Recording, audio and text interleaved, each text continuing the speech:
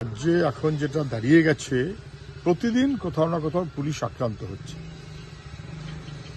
Police মন্ত্রী কি ব্যর্থ?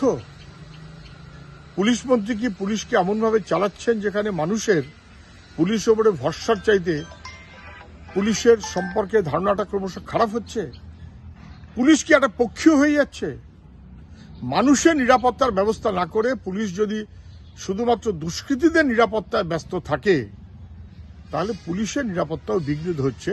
পুলিশ কর্মীরা বুঝুন, তৃণমূলের রাজত্বে, মমতা ব্যানার্জি পুলিশ মন্ত্রী, তার রাজত্বে পুলিশের নিরাপত্তাহীনতা ক্রমশ বাড়ছে। আজকে ঈদ, খুশির ঈদ। আমি সমস্ত মানুষের শুভেচ্ছা জানাচ্ছি। বরাবরই আমাদের বাংলায় নানান রকমের উৎসব, এবং সেটা মানুষের উৎসব হিসেবেই পরিচালিত হয়ে থাকে।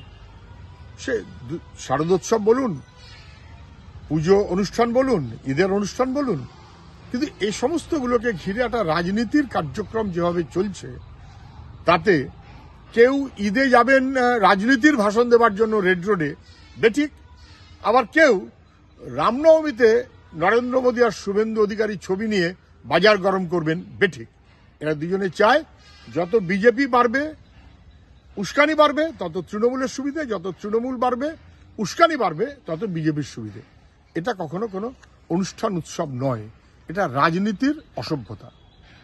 শহরে বিভিন্ন জায়গাতে নাকি পোস্টার পড়েছে, রামনবমী পালন করুন, মিছিল করুন, ইত্যাদি ইত্যাদি।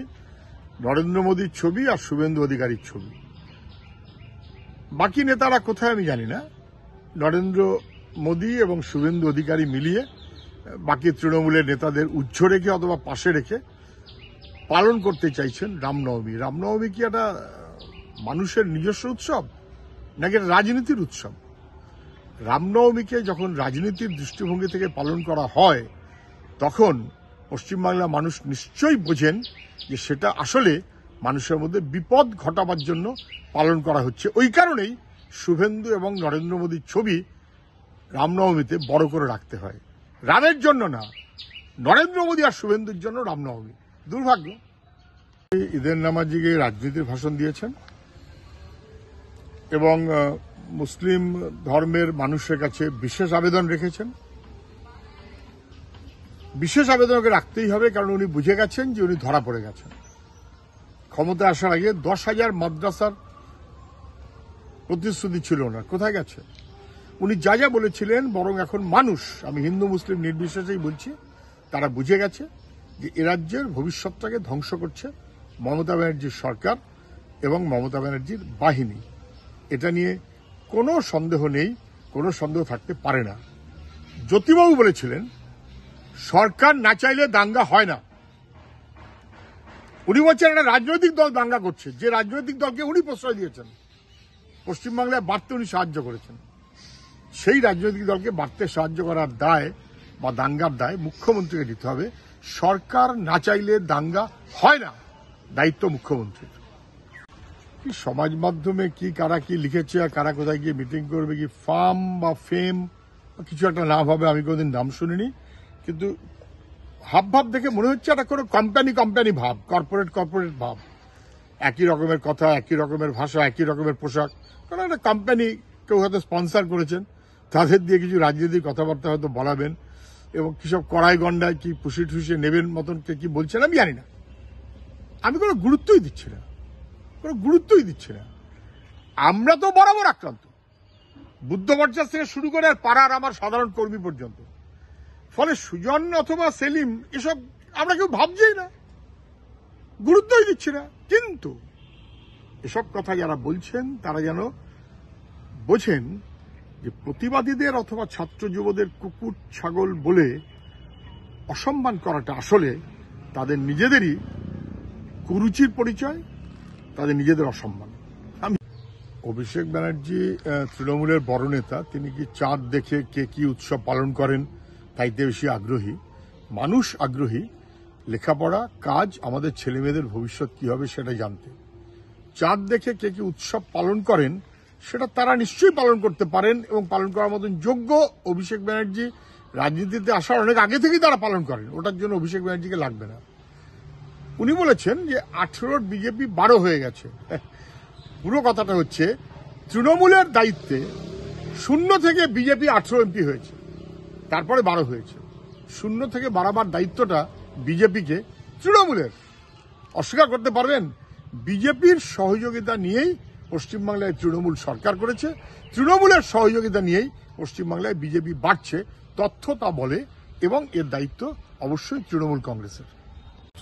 আজকে বক্তৃতা করতে গিয়ে আবার সে একই রকম ভুলভাল কথা বলে দিলেন, ওনার জীবন আদর্শের জন্য উৎসর্গীকৃত ইত্যাদি ইত্যাদি।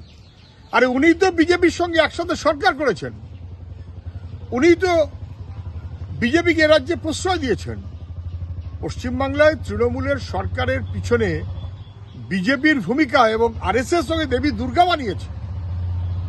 উনি বিজেপিকে ন্যাচারাল অ্যালি বলেছেন। ওর আদর্শটা কি কেউ জানে না। বরং লাল বা বামপন্থীরা যতক্ষণ শক্তিশালী ছিল, পশ্চিমবাংলায় কেউ বিভাজনের রাজনীতি করার সুযোগ পায়নি, দাঙ্গা বাঁধাবার সুযোগ পায়নি। দাঙ্গাকারীরা ভয় পেত, জানতো যে দাঙ্গাকারীদের স্থান পশ্চিমবাংলায় নেই। উনি একটা এমন ব্যবস্থা করেছেন যেখানে দাঙ্গাকারীরা পশ্চিমবাংলায় বরং প্রশ্রয় পাচ্ছে হয় তৃণমূলের কাছে, না হলে বিজেপির কাছে, এবং লাখ লাখ লাগিয়ে দিতে পারলে ওদের পক্ষের লাভ। পশ্চিমবাংলায় মানুষ সম্প্রীতিবদ্ধ, দৃঢ়। তাকে ভাঙবার চেষ্টা করছে বিজেপি, তাকে ভাঙবার চেষ্টায় মদত দিচ্ছে তৃণমূল, এবং এমনভাবে চলছে যেখানে মানুষের জীবন জীবিকার চাইতে ধর্ম, সম্প্রদায়, পরিচয় ইত্যাদি ইত্যাদির বিভাজন, এটা ধর্মকে ব্যবহার করে রাজনীতির অসভ্যতা। আমরা তার তীব্র বিরোধিতা করি। বামফ্রন্টের চেয়ারম্যান আবেদন জানিয়েছেন, আমাদের কথা অত্যন্ত স্পষ্ট।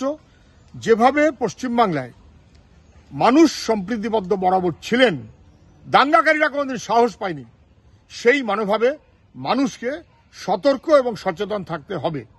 কেউ কোনো রকম এইরকম উত্তেজনায় যেন পা না দেন। আমাদের আবেদন হবে সেটাই, প্রশাসন সেইভাবে দায়িত্ব পালন করুক, মানুষকেও তার মতো অবস্থান নিতে হবে সতর্ক এবং সচেতন থেকে। কেলক কলেজে কি হয়েছে সেই নিয়ে মুখ্যমন্ত্রী অসন্তুষ্ট হয়েছেন কিনা, এসএফআইআর ওপর রাগ হয়েছে কিনা, তাতে এ রাজ্যের তৃণমূলের ছাত্ররা রাস্তায় নামছে কিনা, এগুলো কোনটাই আমার বিবেচ্য বিষয় নয়। শুধু আমি এইটুকু বলতে পারি যে ছাত্রছাত্রীদের বা প্রতিবাদীদের কুকুর ছাগল বলে দাগিয়ে দেওয়ার মধ্য দিয়ে একটা অসভ্যতা আছে। এই অসভ্যতা রাজনীতিতে চলে না, এটা বন্ধ হওয়া উচিত। এটা অসভ্যতা। বাকি যা পাচ্ছেন বলুন, ওদের খুশি মতো বলুন, কিন্তু এই অসভ্যতা করবেন না। ওটা মুখ্যমন্ত্রী যে বলেছিল না, ঘেউ ঘেউ করে, ওই রকম অসভ্যতার সামিল। ওটা করা যায় না, ওটা করা উচিত না। তবে যে দলই করুক না কেন, ছাত্রছাত্রীরা বোঝে, সে কংগ্রেস করুক, বিজেপি করুক, তৃণমূল করুক, সিপিএম করুক, যে সমর্থন করুক না কেন, ছাত্রছাত্রীরা বোঝে অভয়ার বিচারের দাবিতে প্রশ্ন করাটা সঙ্গত। কেন পশ্চিমবাংলা শিল্পে ক্রমশ পিছিয়ে যাচ্ছে, বাংলা সর্বনাশ কেন হচ্ছে, কিভাবে তার সমাধান হবে, সরকার কেন ব্যবস্থা নিচ্ছে না, এই প্রশ্ন করাটা স্বাভাবিক এবং সঙ্গত। কেলক কলেজে ছাত্ররা মুখ্যমন্ত্রীর কাছে যে প্রশ্ন রাখতে চেয়েছেন, মুখ্যমন্ত্রী তার উত্তর দেননি বটে, কিন্তু সেই প্রশ্নগুলো দলমত নির্বিশেষে রাজ্যের ছাত্রদের সাধারণ মনোভাব বলেই নিশ্চয়ই সবাই বুঝতে পারছেন। ঈদের নামাজের অনুষ্ঠানে মুখ্যমন্ত্রী একটা রাজনীতির ভাষণ দিলেন এবং উনি যে কত মহান সেইটাকেই প্রতিহত করার চেষ্টা করলেন। কেন আমি জানি না, কি বললেন এবং অসত্য, ভুলে ভরা। কলকাতা থেকে একসঙ্গে নাকি বাম রাম সবাই টিকিট কেটে গেছিল, আমি জানি না ওনার সঙ্গেই গেছিল কিনা। ওর জানা উচিত, ছাত্ররা যারা ছিল তারা ওখানে গবেষণা করে, লেখাপড়া করে, এবং ওনার সঙ্গে অথবা তার একদিন দুদিন আগে যাবার ওদের দরকার হয় না। কি বলেন, কখন কি বলেন তার ঠিক ঠিকানা কিছু থাকে না, ওরা ওখানেই থাকে, লেখাপড়া করে। ওরা যে প্রশ্ন করেছে, সামনে কিছু লোক, তারা নিশ্চয়ই বিজেপির সমর্থক বলে মনে করা যায়, তারা প্রশ্ন করেছেন হিন্দু ইত্যাদি ইত্যাদি সংক্রান্ত। তো তারা তো কেলক কলেজ মানে কোম্পানির কলেজ, ওই মদ ব্যবসায়ীর স্পন্সার্ড প্রোগ্রাম, সেখানে তারা তো আমন্ত্রিত। তারা কি মুখ্যমন্ত্রীর দ্বারা নিয়োজিত ছিলেন নাকি আমি জানি না। সামনে ছাত্ররা পিছনে, দুটোর সঙ্গে কোনো সম্পর্ক নেই। ছাত্রদের প্রশ্ন ছিল অভয়া, ছাত্রদের প্রশ্ন ছিল বাংলার ভবিষ্যৎ, ছাত্রদের প্রশ্ন ছিল সিঙ্গুর ইন্ডাস্ট্রি, বাংলা কি করে বাঁচবে, তার উত্তর মুখ্যমন্ত্রী দিতে পারেননি। মুখ্যমন্ত্রী পছন্দ করেন হিন্দু মুসলমান এইসব আলাপ আলোচনা করতে, পারলে বলুন যে আমি একজন মানুষ, ধর্মের বিভাজনের রাজনীতি যারা করে তারা আমাকে ক্ষমতায় আনার জন্য প্রশ্রয় দিয়েছিল, আমিও তাদের প্রশ্রয় দিচ্ছি, কিন্তু এটা অন্যায়, পারলে সেটা বলুন। সব বলার ধক নেই, আজে বাজে কথা বলা। সবাইকে দেখা গেল রিষড়ায় ওয়েলিংটনের জুট মিল, তার মাঠে নামাজে সবাই ছিলেন। কংগ্রেসের নেতা ছিলেন, সিপিআইএমের নেতা ছিলেন, তৃণমূলের সাংসদ ছিলেন। এটাই তো আমাদের রেওয়াজ ছিল গোটা পশ্চিমবাংলাতে। তৃণমূল এসে সেটাকে ধ্বংস করে দিয়েছে। এখন তৃণমূল ছাড়া কেউ অ্যালাউড না, কিন্তু ওটা নেহাত জুট মিলের মাঠ, ওখানে তৃণমূল সেই দাপট দেখাতে পারেনি। সবাই আছে এবং এরকমের অনুষ্ঠান রাজনৈতিক না, এখানে সবারই থাকা উচিত। মুখ্যমন্ত্রী চান এগুলোকে রাজনৈতিক অনুষ্ঠান করে রাজনীতির ভাষণ দিতে, যা উনি রেড রোডে করেন, কিন্তু ওটা ঠিক না।